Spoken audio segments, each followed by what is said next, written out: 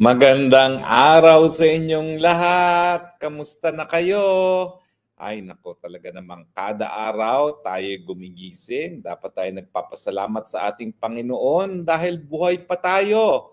Kahit ganong kahirap ang buhay, basta tayo ay humihinga, may pag-asa na lahat ng mga suliranin ay ating maharap at malalampasan.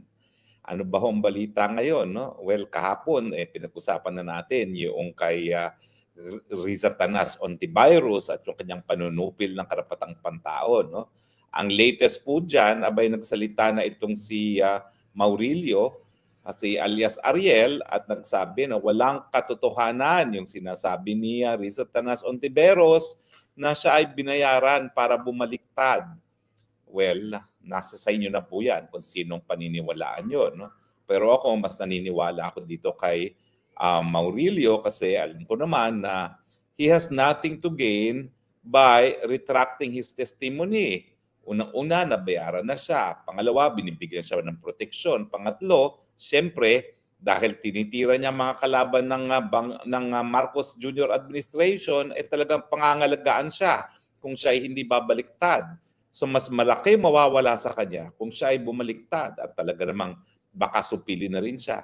Yung mga vloggers na wala namang ginawa kundi nagdiskurso lamang sa mga aligasyon niya, dinimanda na ng cyber libel, no? Ano pa kaya kung yung witness mismo na bumaliktad? Siyempre, maintindihan ninyo na kung siya'y nanahimik, baka makakuha pa siya ng karagdagang bayad galing kay Riza Ontiveros at saka siya ay protektado pa ng administrasyon kesa ngayon na sigurado magsisimula na ang panggigipit sa kanya. So ako naniniwala ako kay alias Ariel, no? Dahil tingin ko naman wala talaga siyang mahihita sa kanyang pagbabaliktad other than magkakaroon siya ng malinis sa konsyensya. At talaga namang hindi natin maayaalis ang kahalagahan ng isang malinis sa konsyensya, no? Dahil ang ating buhay dito sa mundong ito, it is on borrowed time. Only God knows kung kailan tayo tatawagin muli. At I guess yung paglilinis ng konsyensya is one way na kapag tayo tinanong ni San Pedro anong nagawa mo sa daigdig na yan, sasabihin naman niya, naiswalat ko po ang katotohanan na meron talagang makapangyarihan na dati, siya daw po ay tagapagtaguyod ng karapatang pantao, ngayon po,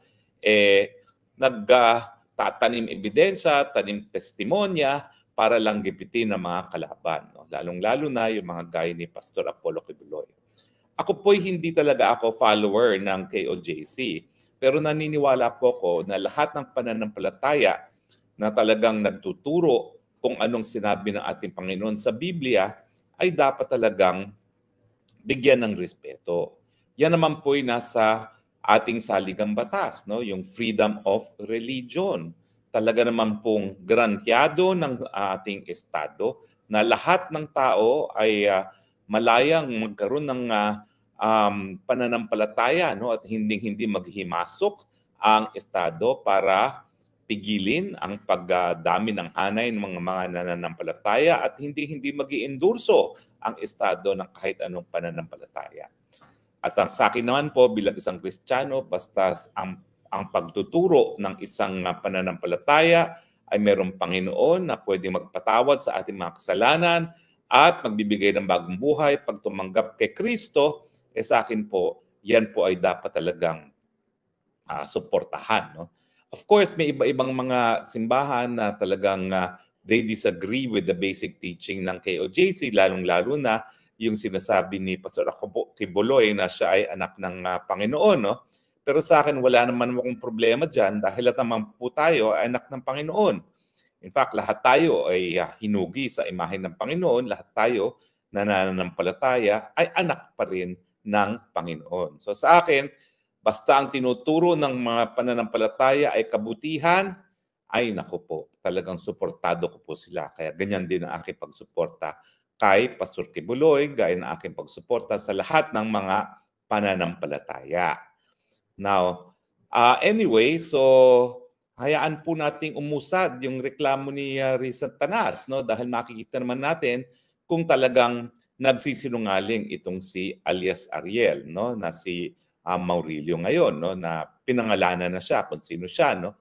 At siyempre kilala naman kung sino siya dahil si Satanas naman talaga ang di umano nagbigay sa kanya ng pera at kumuha sa kanya para magbigay ng falsified testimonya sa Senado, no, na yan naman po ay mahihimay-himay din, no, dahil dinimanda niya yung mga vloggers. Siyempre pwede namang sabihin ng mga vloggers at saka ni Mauricio Maurilio kung ano talagang katotohanan. Sana nga lang lumabas na kaagad yan, no? Dahil alam naman natin ambisyosa ang Satanas, no? At nais nating malaman kung dapat bang suportahan pa siya sa kanyang mga ambisyon na mas mataas na opisina. Pero sa tingin ko, hindi na po talaga yan karapat-dapat, no? Dahil ang tao nang namimeki ng ebidensya ay para po yung kapatid ng magnanakaw na rin, no? Dahil nagsisinungaling. Pero ang masama po rito, yung kanyang pagsisinungaling, pagdawit sa mga tao sa isang non-bailable offense. Hindi lang po yan si Pastor Kibuloy, pati po ako nung inimbestigahan niya sa Senado, ang kanyang asta para ang mayroon na siya napatunayang pagkakasala ko. Na sa katunayan naman po, wala talagang kahit anong ebidensya. Ako nga po kahapon binabasa ko yung information ng non-bailable sa akin. Diyos ko po, ang kanilang information laban sa akin, kaya ako nakasuhan ng non-bailable dahil ako daw po ay naglakad para sa renewal nung lisensya ng Lucky South 99. Kailan pa yan naging krimen kung ikaw ay isang abogado? Hindi nga naglakad nag-follow up nga lang ako. Tinanong ko lang anong kulang na mga dokumento. At sinabi naman sa katanungan ni dating Senadora Binay kung ako'y ng braso, hindi naman po. No? So actually, sa takdang panahon po, pwede naman kung questionin mismo yung impormasyon sa pamamagitan ng motion to quash. Ang ibig sabihin niyan is sabihin na natin totoo anong krimen ko. Yun naman pong aking ginawa ay pagpapalo up lamang para mansigurado ng operasyon ng isang pogo ay legal. Dahil talaga namang bagamat si Presidente Duterte ang gumawa ng paraan para ma-regulate yan, sa panahon pa naman ng mga dating presidente, gaya ni Presidente Aquino, nagsimula na yung mga pogo-pogo na yan. No? Kaya yan ginawa ng regulasyon ni Tatay Digong dahil nga walang kita ang gobyerno at saka mas mabuti na nalalaman natin kung anong gawain nila para kung meron sila mga kriminal na gawain, kahit papano, may say pa rin ng gobyerno kaysa naman completely unregulated sila. Pero anyway, hindi naman natin uubusin ang panahon natin kay Satanas sa antivirus dahil meron pang mga iba't ibang mga balita na dapat natin bigyan ng importansya. Ito po yung impormasyon na naunahan na tayo ng Vietnam pagdating po sa paglago ng ekonomiya. Totoo po yan. Naalala ko po nung mga panahong 1976, unang umikot sa Southeast Asia yung aking nanay, diring-diri po siya sa Vietnam. Kasi napakahirap ng Vietnam. Yung mga panahon na meron na tayong POCA Art Center, yung mga panahon na laganap na yung mga export processing zones natin, talagang, pasensya na po sa term, pero nandiri po talaga yung nanay ko. Ang dumi-dumi daw ng Vietnam, mahirap na mahirap. Kasi nga po galing sa gera ng Vietnam, no? Naalala nyo, binomba talaga sila ng mga Amerikano sa napakatagal na panahon. At itong mga 1970s lang tumigil ang gera dyan. At siyempre, matagal yung proseso ng pagre-rebuild ng kanilang ekonomiya. Pero ang tingin ko po, yung katotohanan na talagang nasira ang kanilang bansa dahil doon sa gera kung saan ginamit na battle zone ng Amerikano ang Vietnam laban nila sa China at sa Russia ay dahilan para completely masira ang infrastruktura ng kanilang bansa at ng kanilang ekonomiya. Pero naku po, wala pang 20 years, eto na po, tumayo na po ang Vietnam at ngayon naunahan na ang Pilipinas. Nakakalungkot po dahil dati-dati tayo yung numero 1 sa buong Asia. Ngayon po, kulelat na tayo sa Southeast Asia. Bakit po? Ang pinakamalakas na ekonomiya ay number 1 is Singapore. Pangalawa is Thailand. Pangatlo is Indonesia. Hindi, ano pala? Singapore, Malaysia, Thailand, Indonesia, ngayon Vietnam. at tayo'y pang-anim na lang po sa ASEAN. Hindi po ako magtataka kung sa lalong mabilis na panahon, pati po Laos maunahan na tayo at Cambodia. Dahil yan dalawa pong yan, talagang bagamat medyo naiiwan pa ng buong daigdig pagdating sa pagiging moderno at pagiging industrial, no? Napakalakas naman po ng turismo, lalo na ng Cambodia dahil meron silang Siem Reap, no? So ang aking fearless forecast, kung hindi po tayo magkakaroon ng presidente na nasa tamang pag-iisip, baka pati Cambodia maunahan na tayo. So ngayon, bagamat tayo po ay naunahan na ng Vietnam, nauunahan pa rin natin ang Cambodia, pero kaunti na lang po, maunahan na tayo ng Cambodia. Ano ba mga kadahilanan kung bakit naiwan na tayo ng Cambodia? Well, una-una po, nasa tamang pag-iisip po ang kanilang mga leader. Now, of course, ang pula nila sa Vietnam, Communist Party of the Philippines, pero meron naman po sila mga proseso na nagsisiguro na at least hindi adik yung mga namumuno sa kanilang partido. So at least sigurado tayo, o sigurado mga Vietnamese, na bagamat walang gayang halalan na nagaganap gaya sa Pilipinas, kung saan mga politiko ay malayang gumagamit ng pera ng taong bayan, ayuda para sa pamimili ng boto, at least meron silang sariling cleansing process sa loob ng partido nila. Dahil talaga namang pag merong korupsyon na nakita dyan sa mga hanay ng mga miyembro ng Communist Party of the Philippines, kamatayan ang pinapataw, no? So kahit papaano, they regulate their greed dahil pwede silang mapatay, no? Kung sila ay lantarang magnakaw. Pangalawa, talagang napakagaling ng kanilang centralized planning. Alam mo, yan ang lesson ng China. Ang China rin kasi dati napakahirap, no? At alam naman natin na nung panahon na nanalo sila sa revolusyon at napalayas yung mga Kuomintang government at napapunta ng Taiwan at nanguno si Mao Zedong, talagang napakadaming mga tao ang kinakailangang pakainin.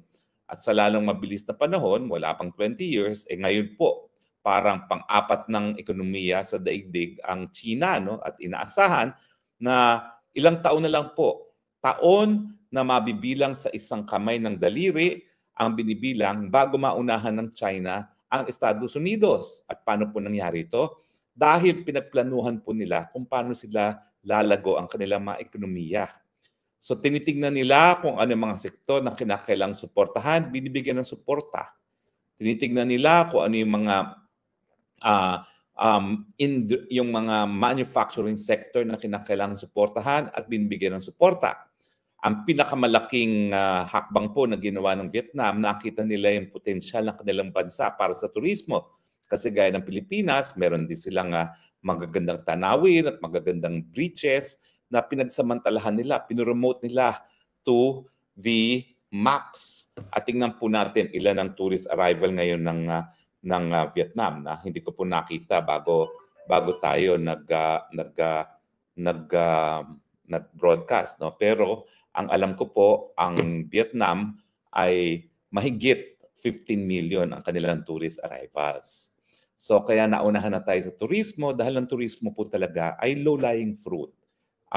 Pagsasamantalahan mo lang yung ganda ng iyong bayan at talaga naman pong darating at darating ang mga turista at syempre pag dumating ang turista, nandyan yung mga kita. Bukod pa po dyan, tinutukan nila yung manufacturing sector. Alam nyo kasi talaga, importante ang agricultural sector.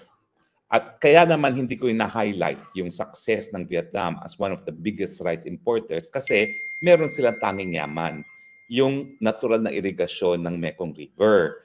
So talagang hindi tayo makakalaban sa Vietnam at sa Thailand at saka sa Laos pagdating dyan dahil meron silang natural na irigasyon. Pero gayon pa man, ang ginawa kasi nila nung dekada 60, pinadala nila para mag-aral sa Los Baños yung kanilang mga estudyante, kanilang mga farmers, at in-apply nila yung natutunan nila sa Los Baños. Kaya tuloy, mas magaganda yung variety nila bukod pa dun sa meron silang natural na irigasyon. Pero ang tinutukan talaga ng Vietnam ay yung manufacture. At sila ay nakinabang. Bakit? Kasi yung Amerika nga, pinag-iinitan yung China.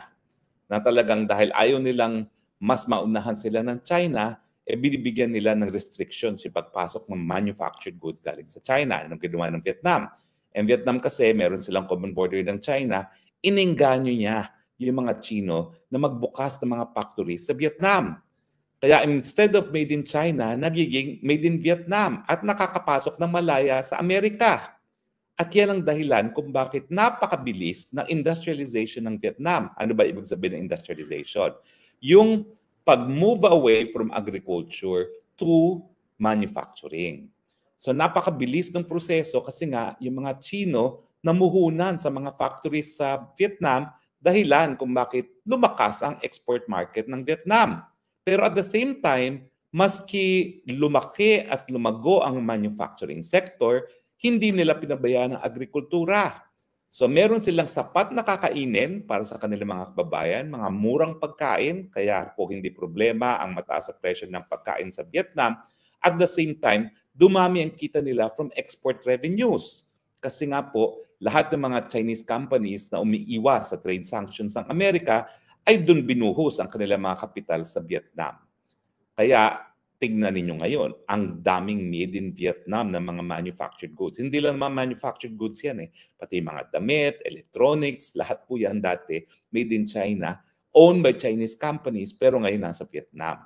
Sa totoo lang po, yan ang gusto ko sanang gawin din sa Pilipinas, dun sa aking probinsya ng Bataan, na engganyohin natin yung mga Chinese companies na mag-invest dahil nga ang Amerika ay pinipigil ang paglago nila, ayaw nilang papasukin ng made in China, di gawin natin made in the Philippines, di ba?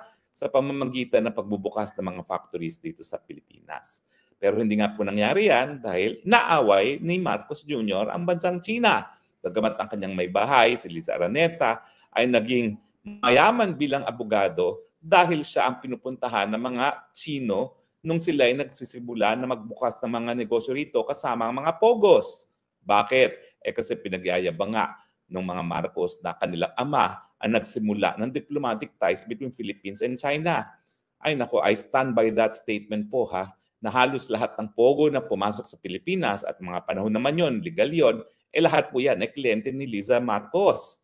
Kaya nga po kung maghahanap kayo kung sino talaga abogado ng mga pogo, Marcos po yan. At meron nga larawan na linabas nung panahon na ginigiit itong sila Kasiong na nagpapakita na talaga yung mga pogo owners ay malapit kay Liza Marcos. No? So anyway, hindi ko naman po sinasabi na krimen yan dahil hindi krimen yan yung mga panahon na yon. Ang sinasabi ko lang, talaga naman po tumiba ang Liza Marcos doon sa mga kliyente niyang mga Chinese companies na hindi ngayon maintindihan kung bakit inaaway ng husto ng kanyang asawa ang bansang China. Gayon namang silang dahilan kung bakit lumago ang practice ni Liza Marcos. Di ba po? So, doble cara lang po talaga. Pagkakakitaan, pro-China. Pero otherwise, anti-China. Yan din naman po yung mga kwento gaya ni Gibo Teodoro. Yung kanyang Sagittarius Mines po, talaga tumiba naman. No? Dahil yan po ay nag-export ng nickel sa China. No? So, pinagkapirahan ng China pero tinuturing na ngayon ay kalaban ng China. Sana wag naman ganyan. Mga gaya ko na talagang nais mas malakas ng ating relasyon sa China, hindi naman kumita. Kami po ang pinakakawawa. Tinatawag ng traidor, hindi pa kumita dahil sa China, samantalang yung mga nagpayaman at the expense of China, sila ngayon ang nagsasabi na dapat tratuhin kalaban ang China. Well, anyway, yan po ang mga dahilan kung bakit ang Vietnam ay nauna na sa atin. No? Centralized planning, political will ng kanilang liderato, although it is a Communist Party of the Philippines, paglago ng agricultural sector at katunayan yan, biggest exporter ngayon ng Southeast Asia ang Vietnam, number 1 or number 2, depende. Ang naglalabanan dyan is Thailand and China. At the same time, yung paglago ng manufacturing sector dahil nga po lahat ng mga factories sa China ay nag-invest din sa Vietnam. At panglima, yung turismo. Ang sa akin lang po, sana matuto ang ating gobyerno at ang ating mga kababayan. Unang-una, wala po talaga mangyayari kung wala sa tamang pag-iisip ang ating leader. So dapat po siguraduhin natin na nasa tamang pag-iisip ang ating presidente dahil hindi po talaga tayo aangat kung walang mamumuno. Pangalawa, dapat ang liderato natin kapag siya nasa tamang pag-iisip, may political will. Ang kinakailangan lang naman bantayan para mang-engganyo ng mga mamumuhunan, dapat ilimita ang korupsyon. tanggalin ang bureaucracy at gawing talagang kaakit-akit na mamuhunan. Pangatlo, gamitin natin ang foreign policy natin, yung panlabas na relasyon, para nga masigurado na mas maraming pagkain sa hapag-nakainan. At ang pamamaraan po talaga ngayon, gaya na naging karanasan ng Vietnam, dahilan kung bakit naunahan na tayo sa pag-unlad, ay dahil sa kanilang malapit na pagkakaibigan sa bansang China na pinakamalaki naman talaga nagbibigay ng mga kapital sa mga karatig bansa. Yun lang po. Sige po, tawagin yung mga trador, kami mga nagsasabi na dapat tayo ay makinabang sa bagong pag-unlad ng China, pero ang katotohanan po, lahat ang nakikinabang sa bagong yaman ng China, nauunahan na po ang Pilipinas pagdating sa pag-unlad. Kaya nga po, ang Pilipinas ngayon, nananatiling lower middle income country. Samantalang naunahan na tayo ng Vietnam at naging upper middle income country na ang Vietnam. Pilipinas, gising na po. Panahon na po para tayo mag-unlad nang sa ganon mabawasan ang hanay ng mga nagugutom. Maraming salamat po sa inyong patuloy na pagtangkilik. Kinakailangan ko na po magpaalam dahil susunduin ako ng kaibigan po si Eileen at pupunta kami sa Delft na katabi lang po ng The Hague para mananghalian. So, maraming salamat po sa inyong patuloy na pagtangkilik. Ito pong inyong spokesbayan, nagsasabing, I love you, Philippines. You're the only country that I have. You're the only country that I will love. Bye.